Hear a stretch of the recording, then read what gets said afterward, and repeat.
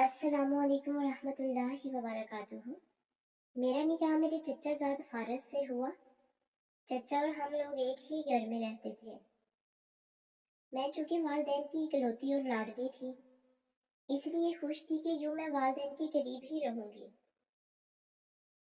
इससे पहले मेरी खाला ने अपने बेटे जासिम के लिए मेरा हाथ मांगा। वो भी एक सुलझा हुआ लड़का था, लेकिन चचा अब्बा से पहले ही रिश्ते की बात कर चुके थे, इसलिए माँ ने खाला को इनकार कर दिया। निकाह के अगले रोज ही हमारे एक दूर के अंकल फौत हो गए। मेरे वालिदैन और चचा चची भी वहां चले गए। मैं घर में अकेली थी। फारस की बहन लुबना मेरी कजिन होने के साथ साथ दोस्त भी थी, जिसने मुझे फोन किया कि मैं घर में अकेली क्यों बैठी हूँ, उनके पोर्शन में क्यों नहीं आ जाती। लुबना की कॉल बंद होते ही मैं उनके पोर्शन की तरफ आ गई, जो कि ऊपर था और हम लोग नीचे रहा करते थे। मैं लुबना के कमरे में आई तो सोचा कि वो खुश दिली से मेरा इस्तकबाल करेगी, लेकिन वो वहां नहीं थी, बल्कि वहां फारस मौजूद था। बड़ी देर कर दी मेहरबान आते आते। फारस ने मुझे देखते कहा तो मैं मुस्कुरा गई। कल भी फौरन ऊपर भाग गई थी, मुझे जी भर के देखने भी नहीं दिया। यार अब तो मैं तुम पे हक रखता हूँ। फारस ने कलाई से पकड़कर मुझे खुद से करीब करते हुए कहा। ये सब इस कदर अचानक हुआ कि मैं घबरा सी गई। फारस, ये आप क्या कर रहे हैं? माना कि हमारा निकाह हुआ है, लेकिन अभी रुखसती नहीं हुई, और लुबना आ गई तो वो क्या सोचेगी? मैंने उधर तराशते हुए उसे पीछे धकेलना चाहा। लुबना नहीं आएगी सहर। रुखसती ना भी हो लेकिन निकाह तो हो चुका है ना।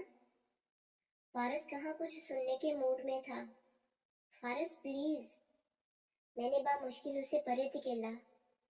आप चचा से कहकर रुखसती करवा लीजिए, फिर मुझे कोई एतराज नहीं होगा, लेकिन अभी ये सब ठीक नहीं है। मैं अपनी बात कहते ही तेजी से मुड़ी कि बाहर निकल सकूं, लेकिन फारस ने मेरी कलाई थामकर मेरी ये कोशिश नाकाम बना दी। तुम बीवी हो मेरी, इसलिए अब तुम्हें मेरी हर बात मानना होगी। फारस बाजिद हुआ।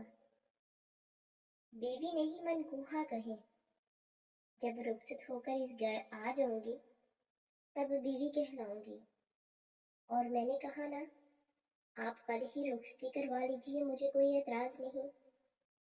मैं आपकी हर बात खुशी मानूंगी, लेकिन अभी नहीं। मैं अपनी कलाई छुड़वाते हुए वहां से भागी तो सीढ़ियों पे जासन से मेरा टकराव हो गया, जो नीचे घर को खाली पाकर ऊपर आने लगा था। टकराव इस कदर बुरे तरीके से हुआ था कि वो बर वक्त मुझे ना थामता तो मैं गिर चुकी होती। फारस ऊपर पहली सीढ़ी पे खड़ा ये मंजर देख रहा था, जिसने मुझे जासम की बाहों में देखकर फौरन से अपने मोबाइल में हमारी पिक क्लिक कर दी थी। सहर, तुम ठीक हो? जासम ने दरियाफ्त किया और मैं इस कदर हवास गंवाए बैठी थी कि उसे कोई जवाब दिए बिना वहां से दौड़ते हुए अपने कमरे की तरफ आ गई थी। चंद रोज खामोशी से गुजर गए, लेकिन उसके बाद से फारस की वही एक ही जिद। लेकिन मैं किसी तौर ऐसी हमाकत करने के हक में नहीं थी कि जिस पे बाद में पछतावा हो। उसकी जिद के साथ साथ मेरे मुसलसल इनकार के बाद उसका गुस्सा भी बढ़ता गया, और मैं इस सब से लाइलम रही। एक रोज घर के बड़े एक शादी पे गए तो फारस ने मेरे मोबाइल पे वो पिक सेंड की, और मैं हैरान हुई कि ये क्या है। तुम ऊपर आ रही हो या घर वालों को बताऊं तुम्हारे करतूत? देखो सहर, मुझे गुस्सा मत दिलाओ, मेरी बात मानने में आखिर हर्ज ही क्या है। उसकी बात सुनकर मेरे रोंगटे खड़े हो गए। इसलिए नहीं कि वो पिक घर वालों को सेंड कर देगा, बल्कि इसलिए कि जिससे मेरा मुहाफिज बनाया गया था वही मुझे ब्लैकमेल करके हरासा करना चाहता था। मुझे शिद्दत से एहसास हुआ कि शायद मेरे वालिदैन ने उस शख्स से मेरा निकाह करने में जल्दी कर दी।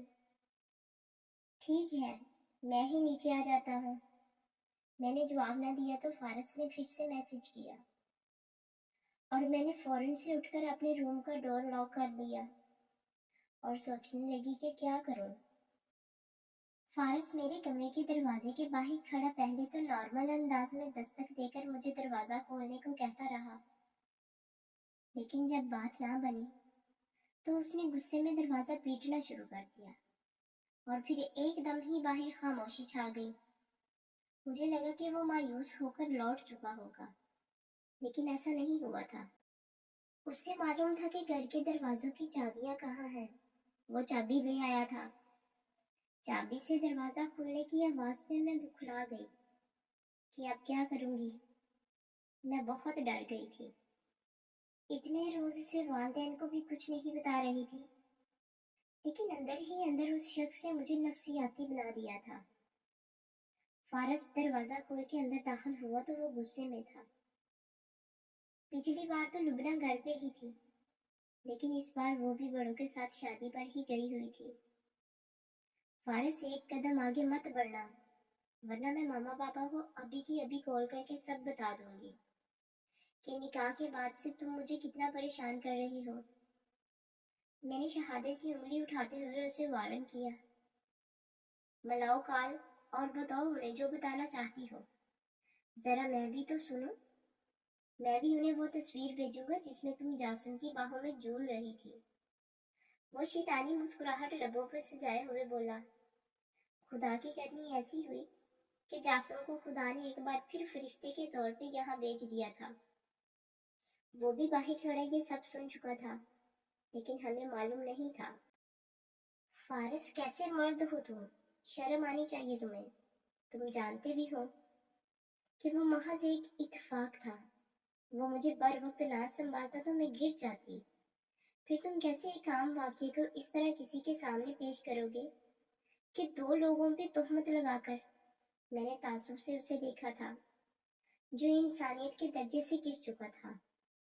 تہمت نہیں ہے بلکہ یہی سچ ہے کہ تم اسی کی وجہ سے میری بات کو مان نہیں رہی۔ مجھ سے نکاح تو صرف والدین کی بات مان کر لیا، ورنہ تمہارے دل میں تو وہی ہے۔ فارس یہ کیا بکواس کر رہے ہو تم؟ جاسم بھی تیزی سے اندر داخل ہوا۔ بکواس نہیں، یہی سچ ہے۔ اور تمہیں کیوں اتنی تکلیف ہو رہی ہے؟ کیوں؟ جب جب گھر والے گھر پہ نہیں ہوتے تب ہی یہاں آتے ہو۔ فارس نے شک کا زہر انڈیلا تو ہم دونوں ساکت رہ گئے، کیونکہ مجھے امی نے یہاں بھیجا ہے تاکہ میں سحر کو اپنے ساتھ لے جاؤں۔ ان کی طبیعت ٹھیک نہیں ہے اور اس بارے میں ان کی خالہ جان سے بھی بات ہو چکی ہے، اس لیے بہتر ہوگا اپنی سوچ کو صاف رکھو اور یہ گھٹیا الزامات لگانا بند کرو۔ جاسم نے غصے سے فارس کو گھورا۔ یہ کہیں نہیں جائے گی، اب میری بیوی ہے تو کہیں بھی جانے کے لیے اسے میری اجازت درکار ہے۔ فارس نے تن کے جواب دیا۔ فارس ابھی میں ماما پاپا کے گھر پہ ہوں، ابھی تم یوں مجھ پہ حکم نہیں چلا سکتے۔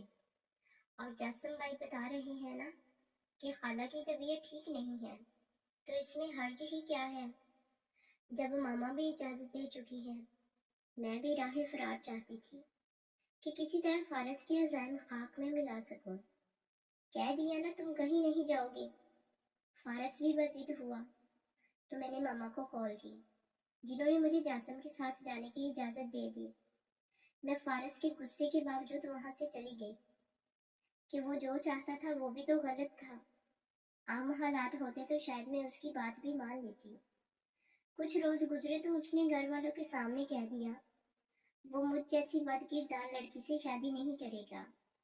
پھر اس نے لبنہ کو بھی ساتھ ملا لیا، اور میری چچی جو پہلے ہی اس شادی کے حق میں نہیں تھی، اپنی بانجی کو بہو بنانا چاہتی تھی۔ اس وقت وہی ان دونوں کی سب سے بڑی سپورٹر تھی۔ ان دونوں نے سب کے سامنے کہا کہ میرے والدین کی غیر موجودگی میں ان دونوں نے اکثر جاسم کو میرے کمرے سے نکلتے دیکھا ہے۔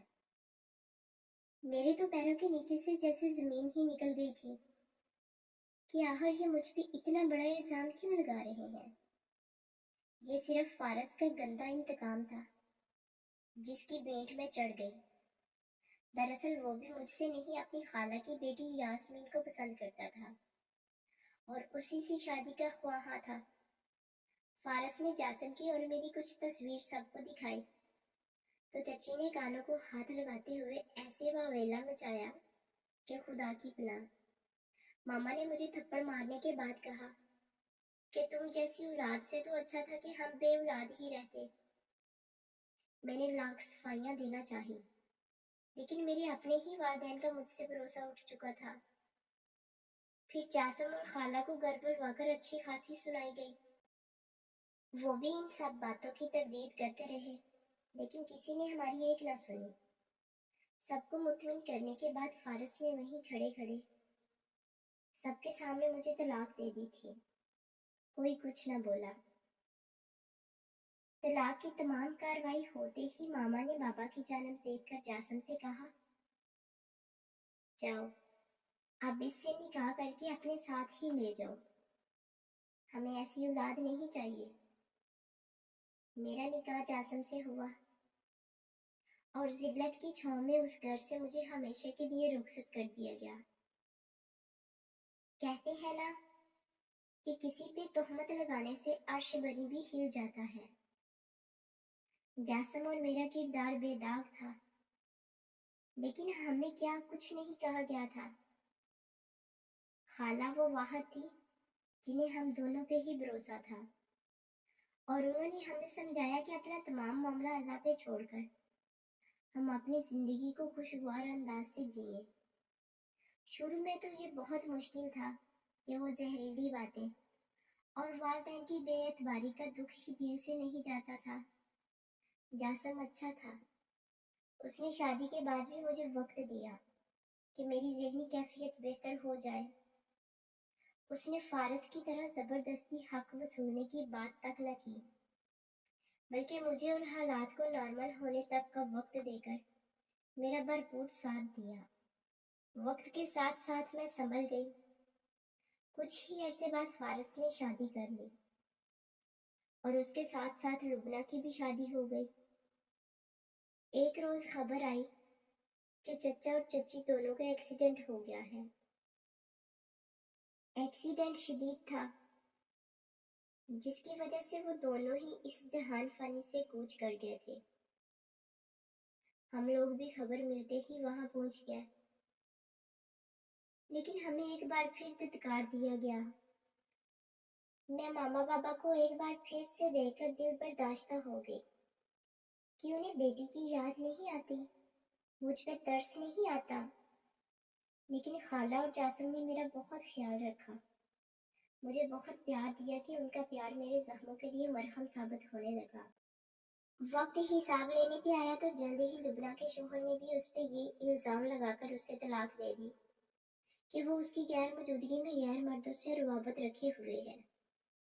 چچا کے بعد فارس کا سارا کاروبار آہستہ آہستہ خسارے میں جاتے جاتے ڈوب گیا اور وہ کنگال ہوا تو بیوی بھی چھوڑ کر چلی گئی اور کھلا لے لی، جس کی وجہ سے اس نے میرے ساتھ وہ سب ڈرامہ رچا کر مجھ پہ الزام لگایا تھا۔ آج وہ بھی اسے چھوڑ کر جا چکی تھی۔ سب نقصان جھیلنے کے بعد اسے دل کا دورہ پڑا اور ساتھ ہی فالج کا اٹیک بھی ہو گیا۔ اس کے بعد لبنہ نے میرے والدین کے سامنے تمام سچائی بیان کر دی کہ سحر اور جاسم بے قصور ہیں، بھائی اور میں نے ان پہ الزام لگائے تھے۔ اس کے بعد وہ مجھ سے بھی معافی مانگنے آئی تھی اور پھر جاسم اور خالہ کے کہنے پہ میں نے اسے معاف کر دیا کہ وہ لوگ اپنے حصے کی سزا بھگت چکے تھے۔ ماما بابا بھی مجھ سے ملنے آئے اور معافی مانگی کہ انہوں نے بھی اپنی بیٹی پہ یقین نہیں کیا تھا، اور میں بھی روتے روتے ان سے لپٹ گئی کہ آپ نے کیسے اپنی بیٹی کا یقین نہیں کیا۔ اور یوں معافی تلافی کے بعد دھیرے دھیرے سب نارمل ہونے لگا۔ میں اپنے گھر جاسم کے ساتھ بہت خوش ہوں، بہت پرسکون زندگی گزار رہی ہوں۔ آج ہمارے آنگن میں 2 پھول ہیں، ایک بیٹا اور ایک بیٹی، جن کے دم سے میرے آنگن میں بہار ہے۔ لبنہ کی ماما بابا نے پھر سے شادی کروا دی، لیکن اب فارس کو فالج کا مریض ہونے کی وجہ سے کوئی بھی قبول کرنے کو تیار نہیں ہے۔ وہ بارہا مجھ سے اور جاسم سے معافی مانگ چکا ہے اور ہم اسے معاف بھی کر چکے ہیں، لیکن وہ آج بھی احساس شرمندگی میں زندگی جی رہا ہے۔ جانے ہم کیوں فرعون کی طرح زمین پہ خدا بن بیٹھتے ہیں اور یہ بھول جاتے ہیں کہ عرش پہ بھی ایک خدا ہے جس کے پاس ہر فیصلے کا اختیار ہے، جو کچھ بھی کرنے پہ قادر ہے، جو بدلہ لینے پہ آئے تو انسان کی بے بسی انتہا پہ ہو۔ جانے ہم انسان کیوں یہ بھول جاتے ہیں اور اس کے خوف کو دل سے نکال کر اس قدر شفاف بن جاتے ہیں۔